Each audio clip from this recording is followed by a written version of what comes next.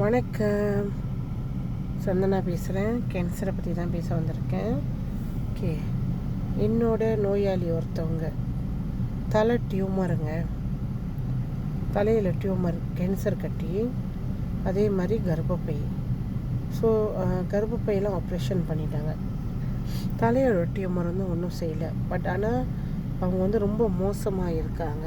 நடக்க முடியாமல், உட்கார முடியாமல், வேறு குறைய படுக்கன்னு நினச்சிக்கோங்களேன். அந்த மாதிரி இருந்தவங்க பட் இப்போ நல்லா இருக்காங்க, பெட்டராக இருக்காங்க. நம்மளோட ப்ராடக்ட் எடுத்து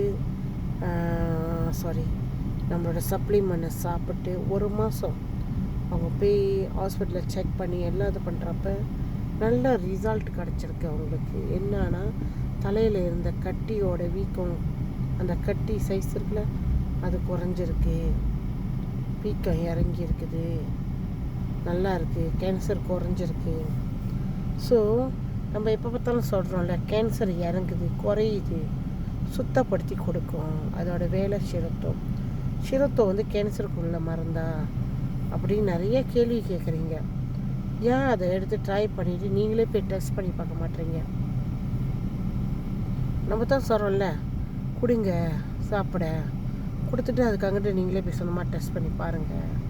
ஹாஸ்பிட்டலில் நீங்கள் வெளியெல்லாம் போக வேணாங்க. எந்த ஹாஸ்பிட்டல் போகிறீங்களோ அதே ஹாஸ்பிட்டலில் போய் செக் பண்ணி பாருங்கள். உங்களுக்கே தெரியும் ரிசல்ட் என்னன்றது. ஸோ இன்னும் மேலும் தெரிஞ்சுக்கணும், கேன்சர் குணம் அடையணும், கண்டிப்பாக நம்ம குணம் அடைஞ்சு வரணும். கேன்சரில் நம்மளுக்கு காசு பணம் முக்கியம் இல்லைங்க, உடம்பு ரொம்ப முக்கியம். இந்த காசு பணம் இருந்தாலும் சரி, இல்லாட்டியும் சரி, நம்ம உடம்பு சீக்கிரம் உழுந்து நம்ம படுத்துட்டோமா எதுவுமே நம்மளுக்கு கை கொடுக்காதுங்க, உதவி செய்யாது. நம்ம எழுந்திரிச்சு நடக்கிறதுக்கோ அந்த ஆரோக்கியத்துக்கு எதுவுமே உதவி செய்யாது. அப்போ நம்ம உடம்பை எப்போதுமே பத்திரமா பார்த்துக்கணும். நான் இதுக்கு முன்னுக்கு இந்த மாதிரி ஒரு எண்ணங்கள் இதெல்லாம் எனக்கு இல்லை. நானும் எல்லோரும் மாதிரி சேசமாக தான் இருந்தேன். பட் எப்போ அந்த கேன்சர் சீக்கிரம் உளுந்து கஷ்டப்பட்டு இவ்வளோ இது பண்ணி செத்து பொழைச்சி வந்தனோ, இப்போ எனக்கு தெரியுதுங்க என் உடம்போட அருமை, என் உடம்பை நான் இவ்வளோ பத்திரமா பார்த்துக்கணும் அப்படின்ற அருமை இப்போ நான் புரிஞ்சுக்கிட்டேன்.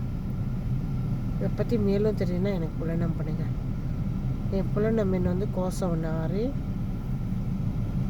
29 கோசம் 4 818. சந்தனா ரவாங்கலேருந்து பேசுகிறேன். பட் நீங்கள் ரவாங்கில் இருக்காங்கன்னு வெயிட் பண்ண வேணாம், எனக்கு புலனம் பண்ணுங்கள். என் நம்பரை நான் மென்னுக்கு பின் பண்ணுறேன், எனக்கு புலனம் பண்ணுங்கள். கண்டிப்பாக நான் உங்களுக்கு சொல்லித்தரேன். நன்றி. எல்லோரும் எப்போதுமே ஆரோக்கியமாக, சந்தோஷமாக, நிம்மதியாக இருக்க நான் இறைவனை பிரார்த்திக்கிறேன். நன்றி, வணக்கம்.